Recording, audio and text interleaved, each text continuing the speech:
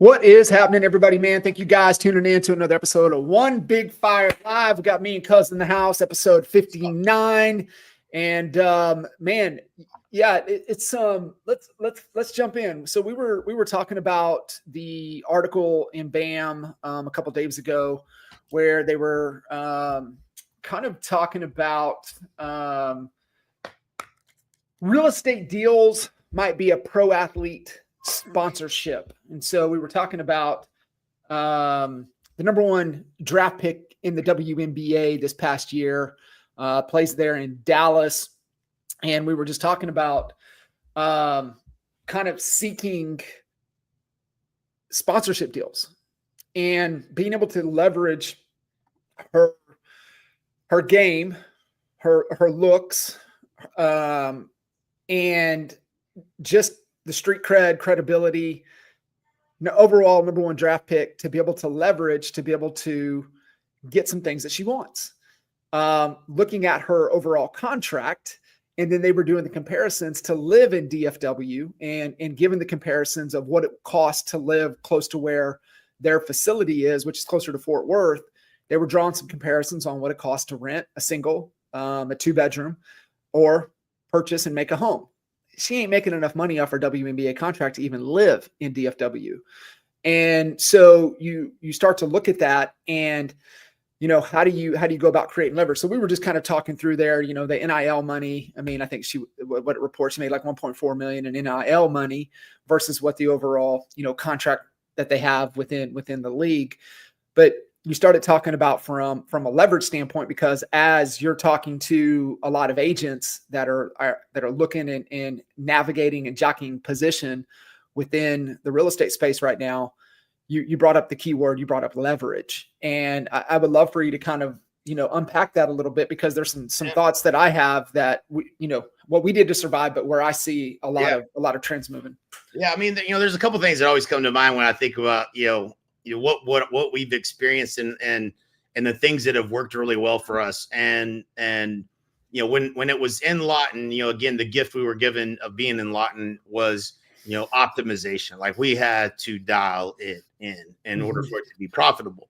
And so, that was a gift, but there's leverage. And I think, I just literally met last night at the Cowboys Club, 100 agents coming over to EXP, coming back to EXP, actually, chose to align with us for a lot of good reasons.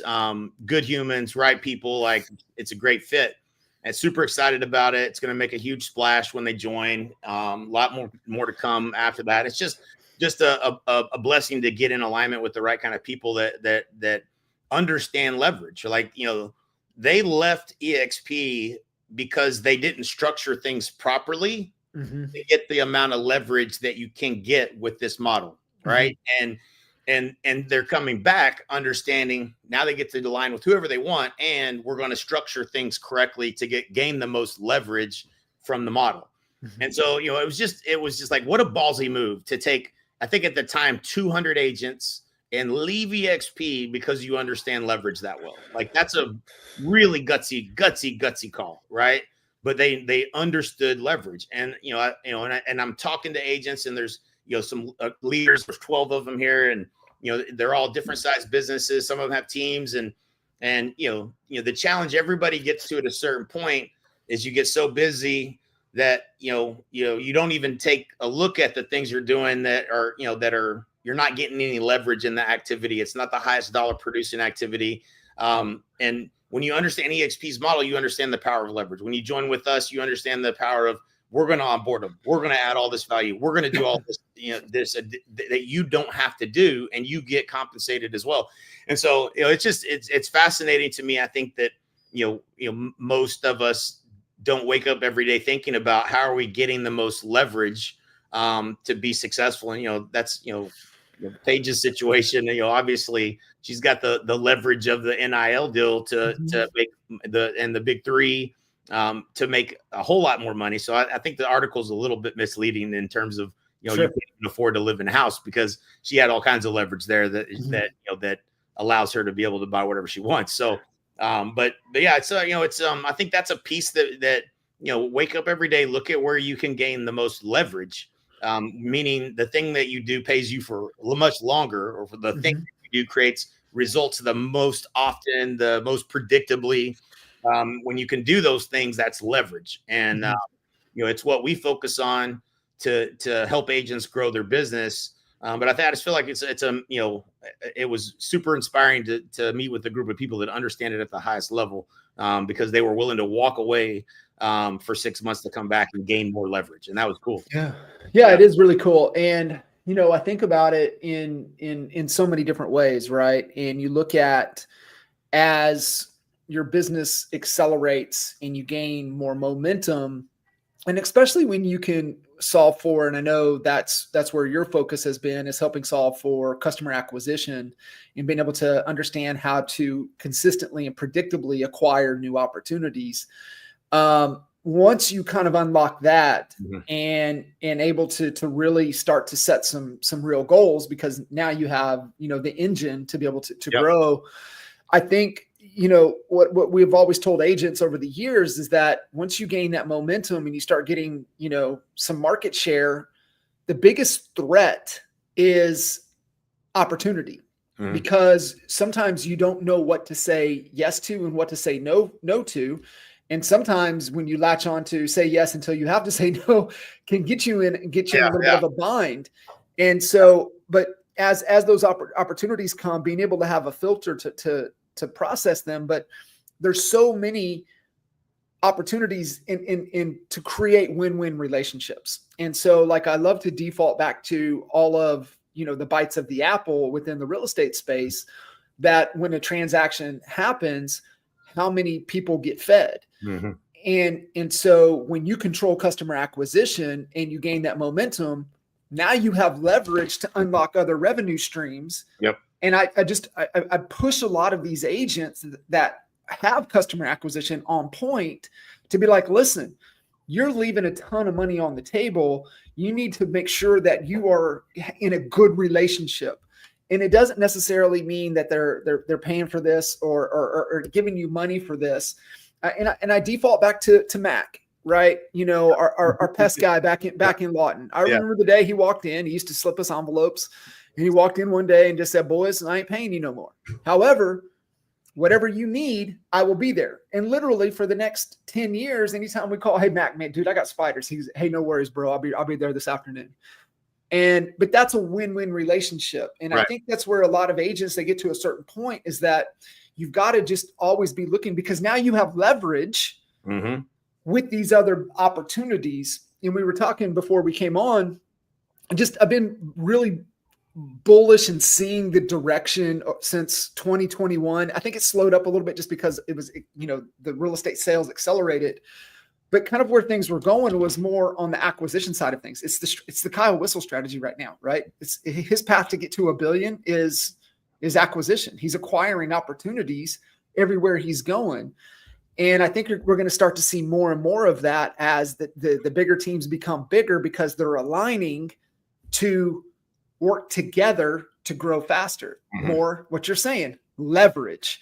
But the thing, like what Cody Sanchez is talking about, being paying attention to the businesses that are going to navigate really well over the next 18, 24, 36, 48 months, until we see an uptick in whatever this housing market's going to do. Because what do we know to be true? When there's fewer home sales, what do people do? They remodel their home. They add on to their home. They do these things. And so you look at, where is the opportunity within that, right? Customer acquisition, you're talking to motivated sellers. They can't sell. They don't want to sell. Where are they going to go? What other solutions do you have? Right.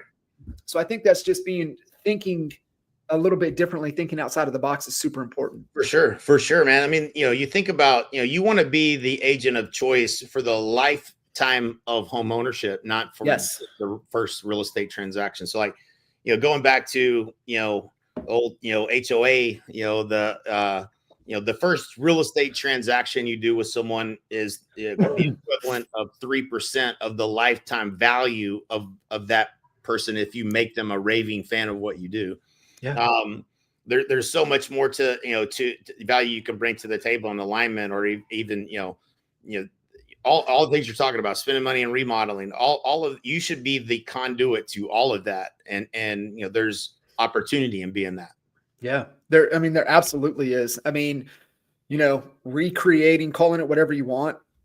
I mean, essentially the whole Raving Fan program. I mean, you've got all of the connections. You're the go-to resource. I mean, to me, that's how you have to be positioned, right? To where everybody's constantly coming back to you, but you're unlocking new opportunities because, you do have all the connections. But to me, it comes back down to what you're solving for is predictable, consistent customer acquisition.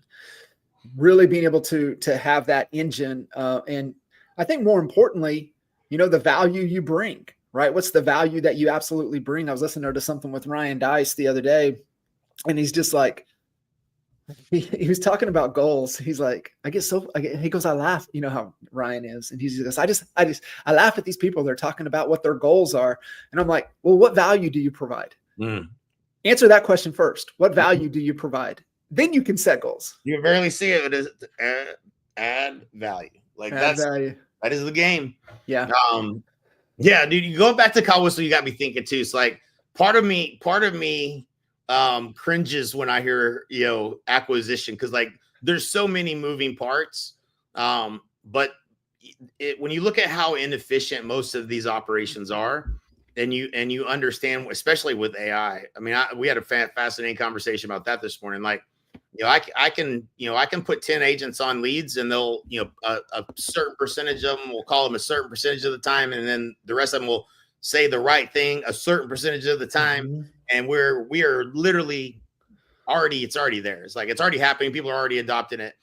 100% of the time, it does what it's supposed to and says the right thing 100% of the time. What are the efficiencies that I feel like teams now and brokerages now that provide the customer acquisition for agents, the gains in efficiency across that at scale are the biggest lift that we'll see in team productivity that we've ever seen, right? We try to do it with more manual labor, ISAs on those calls, and you gain some percentage points, but like what will be the effective net increase in productivity when 100% of the calls get made when they're supposed to, and they say 100% the right thing every time. And that becomes the norm. And so, I've every time now I get a call, and it's, I don't know that everybody's this way at this point, but if I get on a call and it's AI, I'm like, see how smart this one is, right? Like I wanted to test it. So I can see, okay, am I getting value out of this conversation? Because if I am, I'll just keep talking until I figure out what the hell it is it's trying to do. And so if it's if it's something that I'm trying to do and it's helping me, I'm going to use it as leverage, no different than I use ChatGPT. And so, it's interesting, that adoption curve will be a lot slower probably than, it may be faster than most people think, right? I think that's probably true. It'll be faster. The adoption of, I don't mind talking to AI because AI is getting me to why are we using AI? Because it gets us to the goal faster. We're able to get the answer. I trust it more. It's going to be more accurate. And the thing too. Yeah. As long as I can trust it. I broke ChatGPT twice now and it lied to me. And so, me and ChatGPT and Grok, I broke them both. And, I said, I'm losing trust. Like you keep telling me you're going to do something and you're not doing it. What does that mean? Oh, I'm so sorry. I know I shouldn't do this. And then it would give me another time. It would get it done by. I was like, it didn't get it done.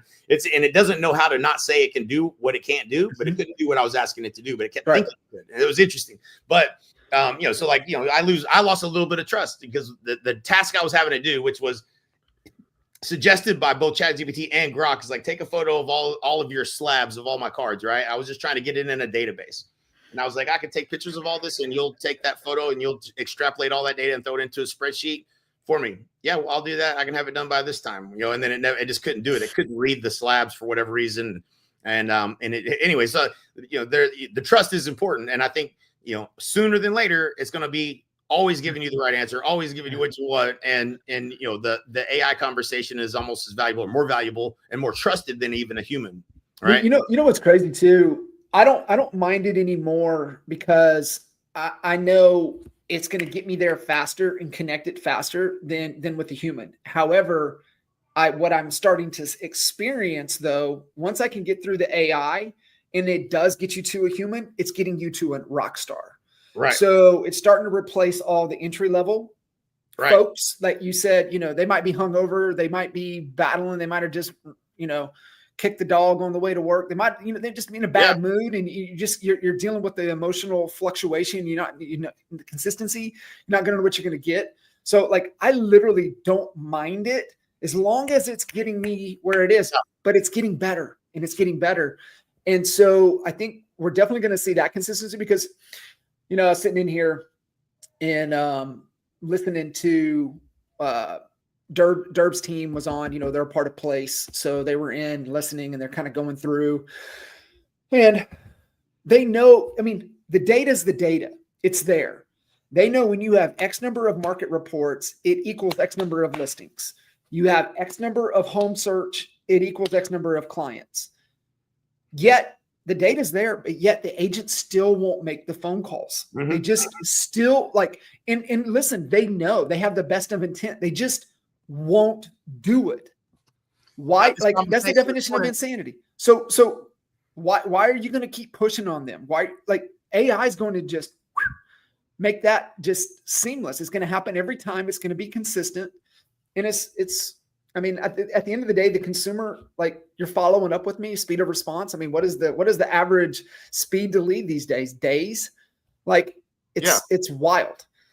Yeah. There's when you really extrapolate that, and we should take some of the baseline data that we have in the years of experience of doing this and run that through ChatGPT and say, what would the efficiencies gained be?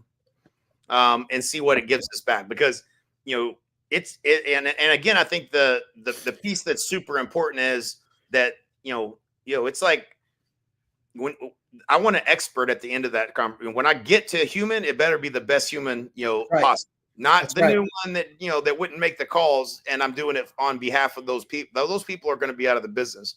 Yeah, I think it's going to shrink, it's going to increase productivity of your top 20, 30% of agents that mm-hmm. are actually good at what they do. And, we're going to get rid of the agents that it's not going to be, it was such a volume game for so long to scale the teams. You just got to know, you got to recruit, over and over and over and over and replace the crappy ones with more crappy mm-hmm. ones. And every once in a while, one will become good. I just think that has to shift at some point. But yeah, it's the thing I'm most interested in, watching the efficiencies gained and productivity of teams. And I think teams are going to grow bigger and faster than they ever have because of it. Mm-hmm. So, yeah, man, it's cool, man. It's awesome, dude. I love it. It's the inefficiencies, but it's redesigning, like you said, we're talking about efficiencies, but how do you design it? And so, makes me think, watched the, where the McDonald's brothers on the tennis court drew out the first, remember? So 3 iterations before they laid out the McDonald's. Yep. And it's the visualization, and it can't be complex. It's got to be simple. It's got to be efficient in how the work gets done. And remember, it's the who, not how concept. It's okay, how do we get AI, the who, to help us, make this as seamless and as efficient as possible. So, all right. So let's play with this for a second. All right. So think about, you put yourself in the mind of the consumer. I've never actually thought about it this way. Okay. So, and I have, I guess, because I think about hey, once you understand, when we're running an ad and we say this price point, this location, this product, and this image, who's the most likely buyer? And ChatGPT comes back and says, here's your 2 buyer profiles. The people that are buying today got jobs here. They're moving from here, here, and here, mm-hmm. or they're local and they're trying to get their kids in this school district. It gives you all this data, right? And so if that person gets on a call with AI, it no longer just knows how to handle objections. Most people are filling the AI with content related to just getting to the appointment. But what is that person's hopes, fears, concerns, desires, that if they asked, where are you moving from? And AI's asking it, where you're moving from, and then it knows what your biggest concerns, fears, and desires are. How it can talk to you is how I would talk to you as a human if I knew that information as well, right? And mm-hmm. so I think that's been missing in most of these AI that's rolled out. They're not uploading the market information and understanding that piece so that it can talk directly to, hey, if this is your biggest concern, out-of-pocket expenses, most people moving from California, their biggest concern is this, and this. And when it can start having the conversation that's more valuable than what any person could probably have consistently, that's when I'm going to talk to it about, okay, well, what about this? All right, well, that's what happens when I get into a Chat GPT wormhole is I ask it a question and it gives me some shit I didn't even think about, and it knew the answer to what I was. It was thinking about what I should have been thinking about when I wasn't thinking about it yet. Yes, so that's a really interesting. And again, it's only as good. These AI agents are only going to be as good as the information it's fed. So I think that when you take all the things we're doing to front end generate the lead and you put that on the back end for the conversation, that's where it's going to become super powerful. I'm ready to go build one now. Super powerful. But let's go back to the very first thing that we said, that Ryan talks about before even setting goals is, what is your value proposition? Like, what are you uniquely qualified to help somebody do? And that's where it has to start, right? So now and I've seen that. So I can't wait for you to look at it. So, within Whoozy, you've got Spark, right? You got the whole Spark pad. That's the very first thing. It's like ChatGPT, custom GPT built for real estate. Then you got the best tool I've ever seen, which is Satori, but he's got one that's even cooler, and it's called Sphere. And this is where all you need is a name and an email address, but you have to make sure you know what your value proposition is first. Because when you have your value proposition and you meet somebody and you put in and it pulls up all of their information and their DISC profile, and like it's bananas, all the information you can get off of somebody with a name and an email address. And then it knows your value proposition and it knows who they are, and it tells you exactly how to communicate with them based upon what's keeping them up at night and what they want to accomplish in their personality in alignment to your value proposition. Yeah. And so being able to do that with sellers, being able to do that with buyers, right? We're talking about, that's for on the recruiting side with agents, but it's the same thing, right? Like if you know, like if you know your value proposition. So like, let's take Renee, for example, right? Renee Velasquez, OG Honey Badger, Cleveland. Yep.